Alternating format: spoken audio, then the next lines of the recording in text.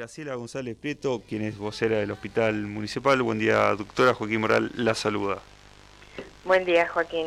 Bien, queríamos hablar con usted por este comunicado conocido en día de ayer sobre el cierre de la guardia del Hospital Municipal. Sí, primero voy a hacer una aclaración. La guardia del hospital no se cerró.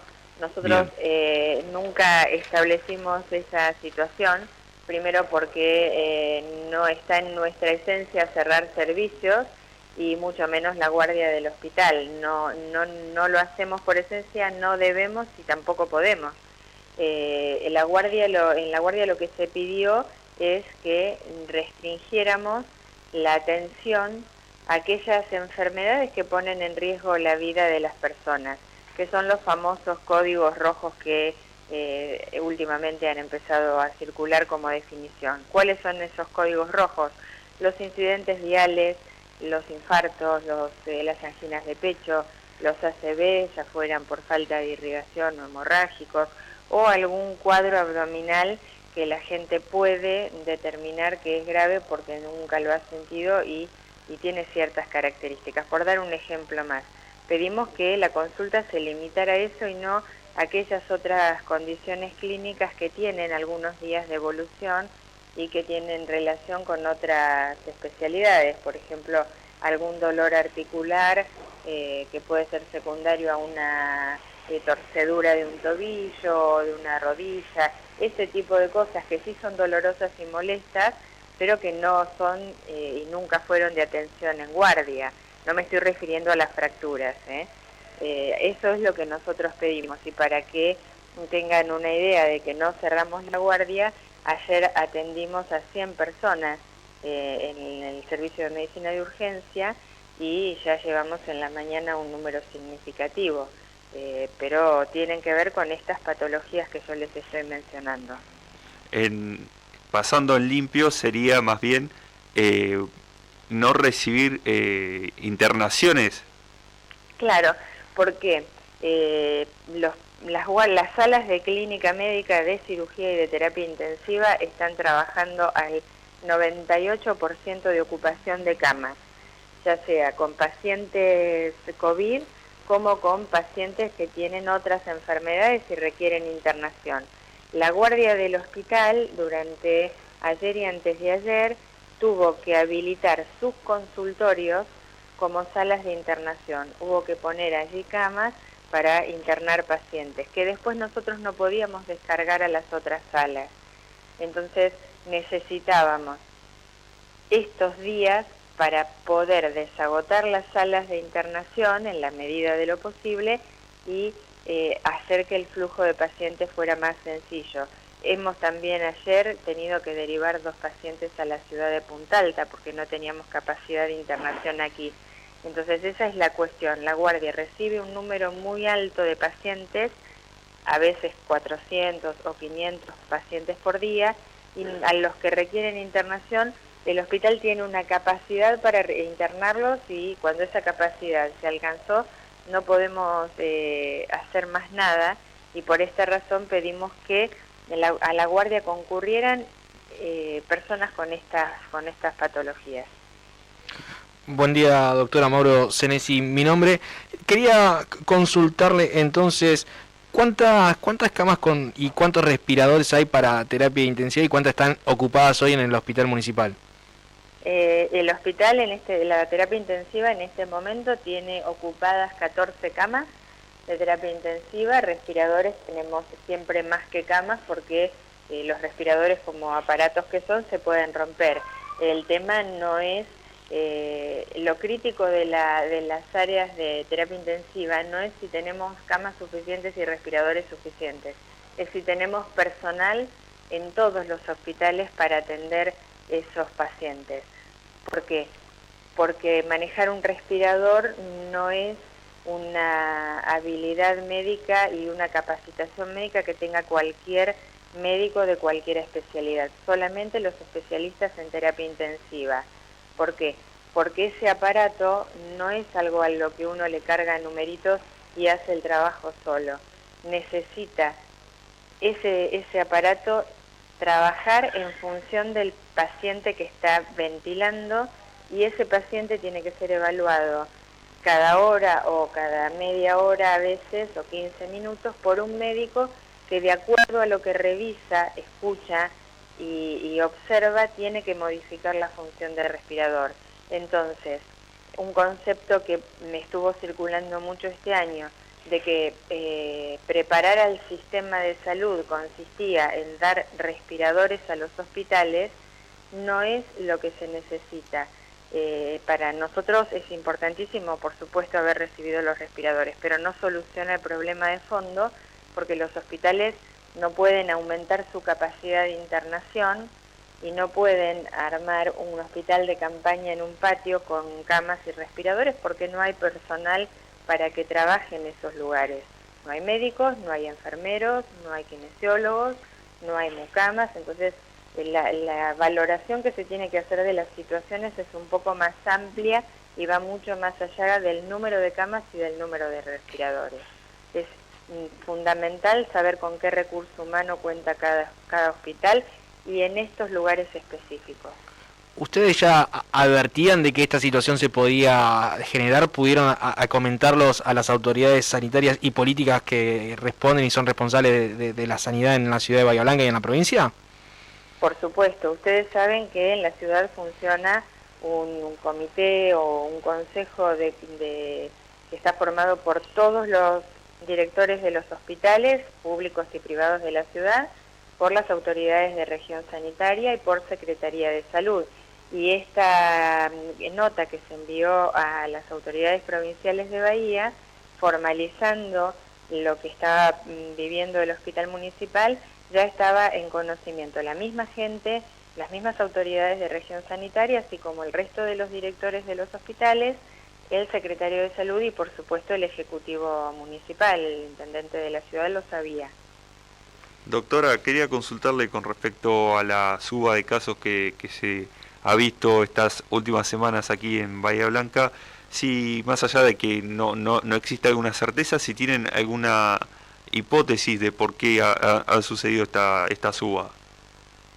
Nosotros creemos que los factores son varios, fundamentalmente porque nos hemos descuidado un poco en las medidas que siempre estamos reclamando que todos cumplamos y que tienen que ver con los cuidados personales, que no son, yo sé que son molestos y que algunos queremos cambiar algunas cosas y no se pueden, el uso del barbijo, el distanciamiento social y el tratar de no tener reuniones familiares, laborales o con amistades en lugares cerrados, sin ventilación, y tratar igualmente de evitar hasta en espacios abiertos esas reuniones, porque uno a veces dice hay que hacer estas cosas y no da un fundamento, y si es gráfico lo que les voy a contar tal vez sirva para comprenderlas. El 70% de los contagios de esta enfermedad se producen a través de personas que no saben que están enfermas. De ese 70%, un 50% de ellos va a desarrollar síntomas de la enfermedad, pero para ese momento ya debe haber contagiado entre los 3 y 4 días previos a las personas con las que estuvo si no cumplió las medidas. Y el otro 20% es aquel grupo de personas que nunca van a hacer síntomas de la enfermedad, pero han seguido contagiando por no cuidar estas cosas que son pequeñas. Ese es el fundamento de por qué tenemos que usar estas medidas que estamos pidiendo, y además porque cada uno de los contagiados puede contagiar entre 7 a 10 personas. Entonces, si uno empieza a sacar números, comprende por qué hay esta progresión, y con 3 o 4 cosas muy sencillas, aunque sabemos que nos cuesta a todos porque todos tenemos ciertas necesidades, es como controlaríamos un poquito mejor la situación. ¿Existe la posibilidad de que ya esté presente alguna de las famosas cepas, ya sea Manaus, Brasil, extranjeras, aquí en la ciudad? Que nosotros tengamos certificación, no. Por lo menos aquí en el hospital no hemos tenido certificación de que eso ocurra. una pregunta también de mi parte y consultarle. ¿Ya han modificado o cancelado algunas cirugías que tenían ya anticipadas o organizado con antelación las fechas? ¿Lo han podido revertir eso y van a volcar todos los recursos entonces para esta segunda ola que se viene? ¿O que ya es presente, mejor dicho? La ola ya la estamos viviendo, no sabemos si va a ser el pico, pero la estamos viviendo y esas son decisiones que se están tomando diariamente. Hay algunos pacientes programados a los que no se les puede suspender la cirugía. Por caso puede ser un paciente con una enfermedad oncológica que necesite una cirugía porque eso implica seguir avanzando en su tratamiento. Entonces hay casos que se van a ir evaluando puntualmente e individualmente y decidir un poco cotidianamente, porque hay, ya les digo, cuestiones que ponen en riesgo otras patologías que no son las oncológicas y también pueden poner en riesgo al paciente y después necesitar internaciones más prolongadas con cuadros más graves. Así es que eso se va a ir evaluando, obviamente que iremos reestructurando y reordenando al hospital, como hicimos el año pasado, para disponer la mayor cantidad de camas que la ciudad requiera. Eso lo vamos a ir haciendo, sin duda. Doctora, para entonces llevar claridad a los oyentes más que nada, ¿nos puede explicar entonces qué patologías se consideran códigos rojos y qué casos, si van a la guardia del hospital municipal, van a ser atendidos? Son varios, no te los puedo resumir, pero vamos a tratar de hacerlos fácil. Por favor. Los incidentes viales, los accidentes de auto, de moto, de bicicleta o alguien que se haya caído en la calle y tenga una fractura, eso se va a atender en guardia. Los dolores de pecho que pueden significar un infarto o una angina de pecho o algún aneurisma de aorta, eso se va a atender en la guardia. Los accidentes cerebrovasculares, ya sean isquémicos por no irrigación y que tienen que ver con aquellas personas que tienen parálisis de alguna parte del cuerpo, trastorno severo de conciencia, eso se va a atender. Una descompensación diabética severa como por muy baja azúcar o muy alta, eso también se va a atender.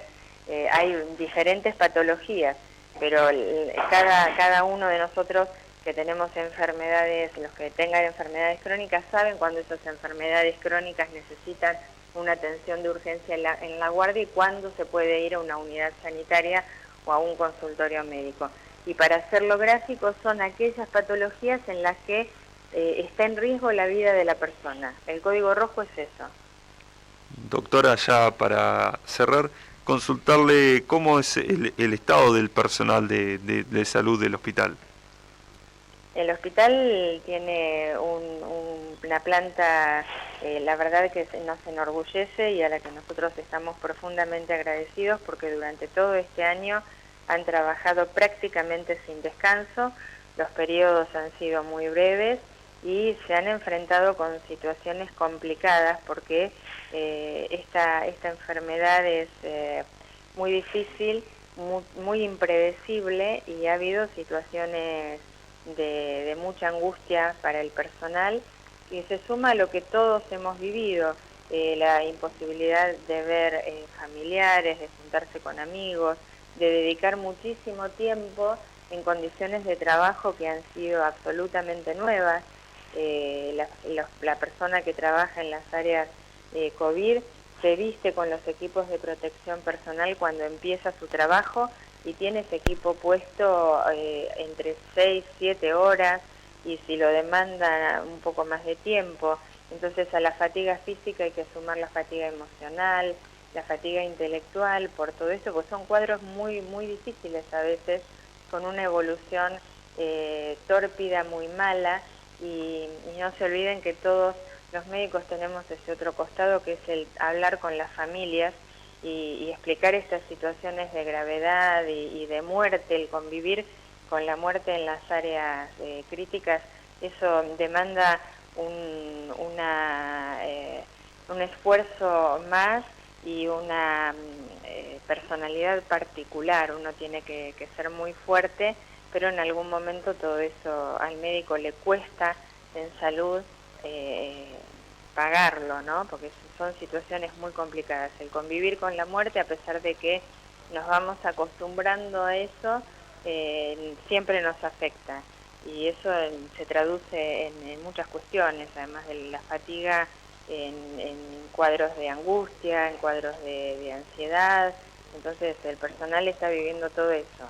Y nosotros estamos extremadamente agradecidos, no nos van a alcanzar nunca las palabras, y sabemos también que muchos que nos hemos ido de esos lugares de atención probablemente tengamos que volver si esto se complica mucho, y eso también lo tenemos presente, pero estamos todos cansados y angustiados y preocupados por lo que vamos a vivir. Bien, doctora, le agradecemos muchísimo este contacto. Nosotros a ustedes, que tengan buen día. Igualmente, que tenga buen día. Bien, ahí pasaba la palabra de la doctora Graciela González Prieto, quien es la vocera del Hospital Municipal.